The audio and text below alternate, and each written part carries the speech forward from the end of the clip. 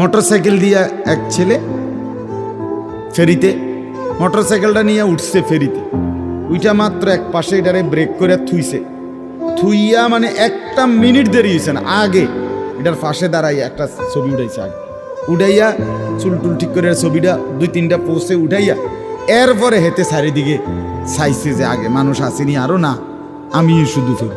মানে তার প্রথম দায়িত্ব কি উঠানো, ছবি উঠানো।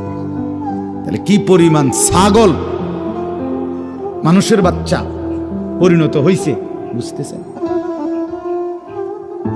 তুমি মোটরসাইকেলের লগে খাড়াইয়া ফেরির মধ্যে ছবি উঠাইয়া ফেসবুকে দিলা, তোমার এটা কোন ছাগলে দেখবো? এটার মধ্যে দেখার কি আছে? মোটরসাইকেল কি বাপ দাদা 14 গোষ্ঠী কেউ চালাইছে না? কথা বলেন না কেন? তো তুমি এটা কিতা দিয়ে আইলা, কি দেখুন কি আছে?